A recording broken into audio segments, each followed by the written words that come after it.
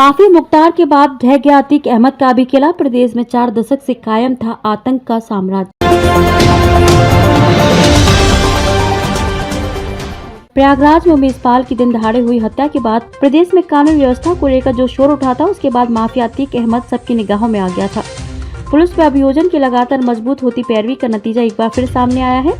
Mafia Mukhtar Ansari को 21 सितंबर 2022 को 4 दशकों के बाद पहली बार वर्ष 2003 में लखनऊ जेल में जेलर को धमकाने के मामले में सजा सुनाई गई थी। इसके बाद मुख्तार को 2 अन्य मामलों में सजा सुनाई गई है। कुछ ऐसा ही हासिल माफिया अतीक का भी हुआ। 4 दशकों से अधिक से जो अतीक दहशत का दूसरा नाम बना हुआ था, उसे उम्र कैद की सजा ने दूसरे कुख्यातों को भी सीधा संदेश दिया है। मुख्तार के बाद अब अतीक अहमद भी कभी चुनाव लड़कर बाहुबल के बलबूते माननीय नहीं बन सकेगा। इसके साथ ही अतीक के विरुद्ध हत्या समेत अन्य संगीन धाराओं में दर्ज मुकदमों में अभियान के तहत अभियोजन के कदम बढ़ रहे हैं। मजबूत पैरवी के बलबूते हत्या की संगीन घटनाओं में उसे फांसी की सजा भी सुनिश्चित कराई जा सकती है। 4 दशक से अधिक समय से कानूनी खेल में पुलिस का धता बता रहे हैं कि अतीक अहमद के लिए लगभग 1.5 माह पूर्व सुप्रीम कोर्ट का इनकार वह बड़ा कारण था, जिसके बाद वह लगभग तय हो गया था कि अतीक के लिए अब सलाखों से बाहर आना मुमकिन नहीं होगा। उमेश पाल के अपहरण के मामले में शातिर अतीक ने अभियोजन पक्ष के 2 गवाहों को फिर से बयान कराने का रास्ता खोल दिया था, पर उसे पता नहीं था कि बीते 6 वर्षों में पुलिस पैरवी की बदली चाल ढाल उसके इरादों को कुचलने के लिए काफी है। 17 फरवरी को सुप्रीम कोर्ट ने अतीक पक्ष के सभी दलीलों को दरकिनार करते हुए MP MLA कोर्ट प्रयागराज के 18 दिसंबर 2022 को दिए गए उस आदेश को निरस्त कर दिया था, जिसमें अभियोजन पक्ष के 2 गवाहों के फिर से बयान कराए जाने की अनुमति दी गई थी।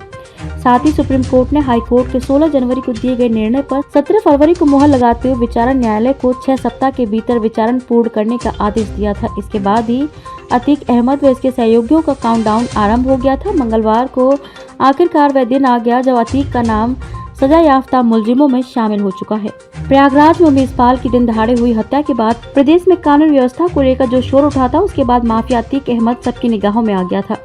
पुलिस पे अभियोजन की लगातार मजबूत होती पैरवी का नतीजा एक बार फिर सामने आया है।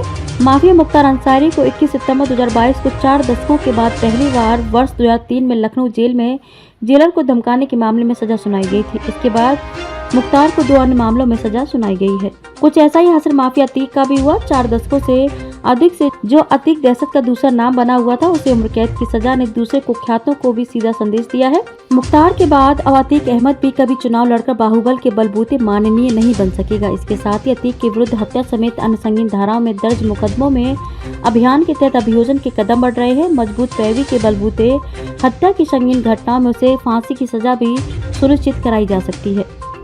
4 दशक से अधिक समय से कानूनी खेल में पुलिस का धता बता रहे हैं कि अतीक अहमद के लिए लगभग 1.5 माह पूर्व सुप्रीम कोर्ट का इनकार वह बड़ा कारण था, जिसके बाद वह लगभग तय हो गया था कि अतीक के लिए अब सलाखों से बाहर आना मुमकिन नहीं होगा।